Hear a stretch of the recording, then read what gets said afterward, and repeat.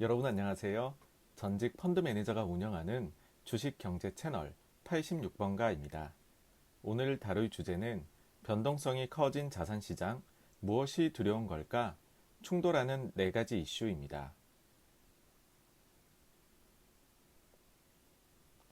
지난밤 기분 좋게 상승 시작한 미국 3대 지수는 장중 지수 고점과 저점의 차이가 2.3에서 4.3%에 이르는 높은 변동성을 보였습니다. 특히 몇몇 종목은 20%가 넘는 변동성을 보이며 마치 롤러코스터와 같은 모습을 보였습니다. 사실 얼마 전부터 약세론자의 목소리가 나오기 시작했습니다. 대표적으로 워렌 버핏이 그가 보낸 메모는 다른 모든 일을 제쳐두고 가장 먼저 읽는다라고 할 정도로 신뢰를 보내는 하워드 막스가 시장이 과하다는 메모를 냈습니다. 또한 위대한 투자자 중 하나인 드러큰 밀러와 데이빗 테퍼도 시장에 대해서 부정적인 의견을 내비쳤습니다. 사실 시장의 방향성을 예측한다는 것은 거의 신의 영역에 가깝다고 생각합니다. 그래서 솔직히 고백하자면 저는 예측을 못하겠습니다. 다만 어떤 이유에서 이 같은 주장이 나오고 있고 이에 대한 반대 주장은 어떤 것이 있는지는 소개해 드릴 수 있을 듯 합니다. 따라서 이번 영상에서는 약세론이 대두되는 이유 4가지와 반론을 다루도록 하겠습니다. 먼저 차트가 좋아 보이지 않는다라는 점입니다. 섬골 반전형이라는 차트가 있습니다. 기존 추세의 강력한 반전을 의미한다고 알려져 있습니다. 지난 코로나 저점에서 나타났고 실제 그 이후 반등이 계속 이어지며 신뢰성을 입증한 바 있습니다. 그런데 지난 6월 초에 또다시 섬골 반전형이 나타났습니다. 그렇다는 말은 이번에는 시장 하락을 예고한다는 것입니다. 이에 대한 반론으로 나스닥에서는 이 같은 모습이 나오지 않았다는 점을 들 수 있습니다. 또한 S&P 500은 섬골 반전의 갭을 차근히 메어가고 있다는 점도 들 수 있겠네요. 다음으로 미국 연준의 자산 감소입니다. 연준에 맞서지 말라는 투자 격언이 있을 만큼 주식시장에서 연준의 영향력은 막강합니다. 연준은 이번 코로나 위기에서 기꺼이 모든 것을 해주기로 약속하면서 시장의 상승을 이끌었습니다. 그런데 지난 6월 3일의 정점으로 슬금슬금 연준의 자산이 감소하고 있습니다. 시장이 충분히 의구심을 가질 만한 사안입니다. 특히나 이는 지난 6월 초 차트에서 발생한 섬골 반전과 시기를 같이 한다는 점에서 파급력이 큽니다. 실제 중앙은행의 자산 증감은 주식시장과 깊은 상관관계가 있습니다. 다음은 주요 국가인 미국, 유럽, 일본의 중앙은행 자산 합계와 주식시장의 방향성을 나타낸 것입니다. 한눈에 보아도 상관관계가 높음을 알 수 있습니다. 그런데 미국에서부터 자산 감소가 나타나고 있으니 우려가 생길 만합니다.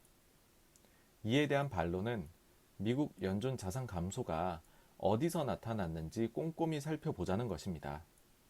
왜냐하면 실제 감소의 대부분이 중앙은행 수합 부분에서 나타났고 이는 좋은 감소라는 것입니다. 즉, 달러 수합에 대한 수요가 감소했다는 것으로 이는 미국 외부에서 달러 구하기가 쉬워졌음을 의미한다는 것입니다. 글로벌 관점에서 보면 미국뿐만 아니라 신흥국에 이르기까지 자산 시장 강세가 나타날 때 이 같은 양상이 나타난다는 것입니다. 실제 연준의 중앙은행 수합 부분이 본격적으로 감소하기 시작한 6월 중순부터 중국 시장은 강력한 상승세를 나타냈습니다. 세 번째로 시장이 비싸다는 점입니다. 가장 많이 참고하는 팩트셋의 자료에 따르면 이미 지난 10년을 놓고 보았을 때 지금이 가장 비쌉니다. 지난 10년간 평균 PER이 15배인데 40% 이상 부풀려진 가격에서 거래되고 있습니다. 워렌 버핏이 시장에 대해 거의 유일하게 참고한다는 버핏 인디케이터도 같은 이야기를 하고 있습니다.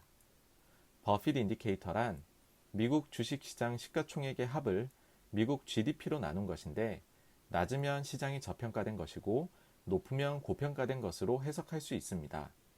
그런데 버핏 인디케이터의 기준으로 보면 지금이 IT 버블도 넘어섰다는 것입니다. 이에 대한 반론은 이익의 방향성이 중요하다는 것입니다. 지난 1분기부터 코로나로 인해 기업 이익이 급격히 감소하였고 차차 나아지는 방향으로 가고 있기 때문에 최소한 내년 중반까지는 전년 동기 대비, 전분기 대비 수익성 개선이 지속적으로 나타날 것이라는 겁니다.